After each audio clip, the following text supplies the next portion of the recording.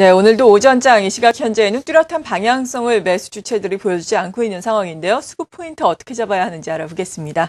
SK증권 영업부 PIB센터의 김우식 차장입니다. 안녕하세요. 네, 안녕하십니까. 네, 오늘의 수급 포인트는 어떤 게 되겠습니까? 장이 좀 늘어지는 모양이 보이죠. 계속 연속적으로 그런 모습이 보이는데 아마 그것은 오늘 수급 포인트 환율과 환매로 잡아봤는데요. 아마 이 두 가지 때문에 시장이 이런 모습을 보이는 것이 아닌가. 물론 계절적인 프로그램과 관련된 것도 있고 만기일과 관련된 것도 있겠습니다만은 환율과 환매의 영향이 지금 지대하다 그렇게 봐야 되겠는데요. 우선 환율 같은 경우는 계속 얘기가 나오고 있지만은 상당히 시장에 영향을 많이 주고 있고 특히나 수출 비중이 높지 않습니까? 우리 국내 기업들 상당히 위협적인 수준까지 하락하고 있다는 거죠. 4분기 실적과 내년 1, 4분기 실적 이런 것들 환율 그동안 많이 고민을 안 하다가 갑자기 고민을 많이 하게 되죠. 영향이 어떻게 될 것인가 굉장히 많이 고민을 하고 있는데 수급적으로 본다 그러면은 이 환율의 하락 같은 경우는 외국인의 수급만으로 볼 때는 전체적으로 유리할 수도 있습니다. 추가적인 환차익을 감안한다 그러면은 우리 국내로 외국인 매수세가 더 이어질 수도 있겠죠. 근데 다만 예를 들어서 그런 부분이 있습니다. 1,050원 정도를 좀 또 중요하게 보지 않습니까? 이런 지점을 깬다든지 하면은 순간적으로 차익 매물이 외국인들이 나올 수 있다는 거. 특히나 돈이 또 전체적으로 유입되는 분위기가 형성되더라도 어떤 업종과 종목별로 외국인 수급도 달라질 수 있다는 겁니다. 이 점이 우리가 주의를 요하는 것이고 환율은 주로 외국인과 관련됐다 그러면은 환매와 관련돼서 또 상당히 어려운 국면인데 지수 2천을 지금 넘어서면서 그 규모가 커지고 있거든요. 거의 한 2천억, 1,000억대의 매물이 환매가 계속 쏟아지고 있는데 2009년 외국인이 그때부터 매수를 했었는데 그때의 흐름을 놓고 지금까지 어떤 전체적인 수급 흐름을 놓고 본다 그러면은 상당수 물량들이 우리 국내 수급 주체에서 외국인으로 넘어가는 과정이 진행이 되고 있죠.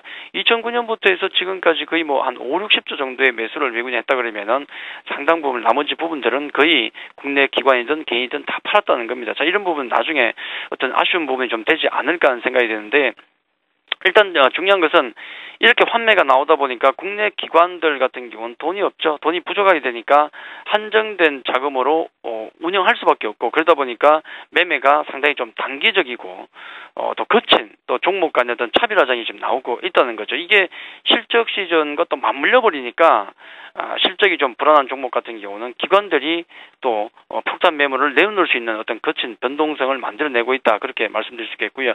결론적으로 지금 환율 환매가 업종 간의 어떤 수급 흐름을 상당히 좀 거칠게 바꿀 수도 있습니다. 요걸 좀 우리가 예의주시를 좀 해야 되겠고 종목 간의 실적 지수가 맞물려서 종목 간의 변동성은 좀 커질 수 있기 때문에 조금 주의는 요하는 상황이다 그렇게 말씀을 좀 드리겠습니다. 네. 외국인의 매매 동향 자세하게 살펴봐야 할 텐데 지난주 후반부터 크게 시장에서 힘을 쓰지 않고 있는 양상이거든요.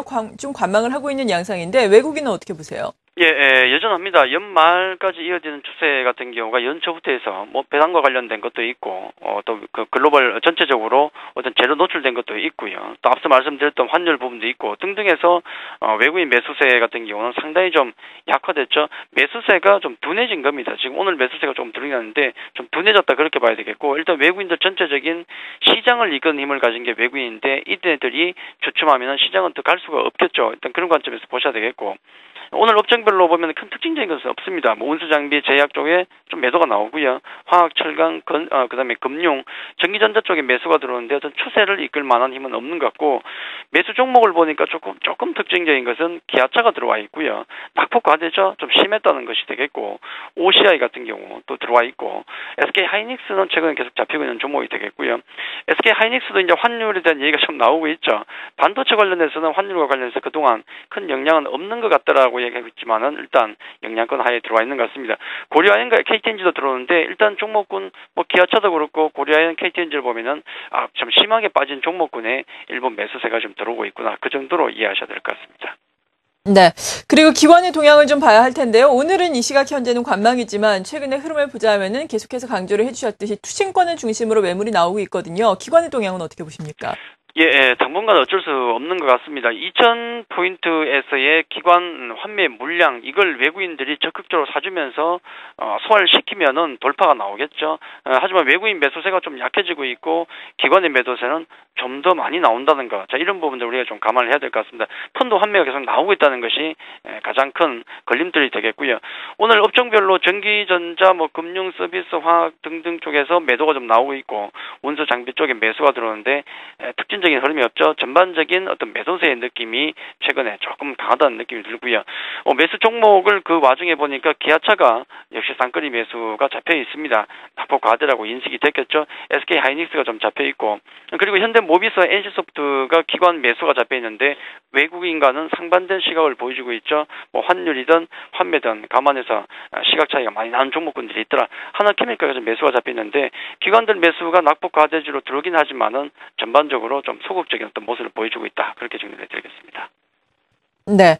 이에 따라서 대형주 순환매 그리고 최근에는 코스닥 시장에 관심을 갖자라는 의견 계속해서 제시를 해주고 계신데요. 코스닥 시장은 그렇다면 언제까지 이런 오름세를 이어갈 수 있을까요? 예, 보통 코스닥 시장에 어떤 불을 붙이는 역할을 해주는 것은 개인들은 불을 못 붙이죠. 보통 기관이든 외국이든 불을 붙이고요.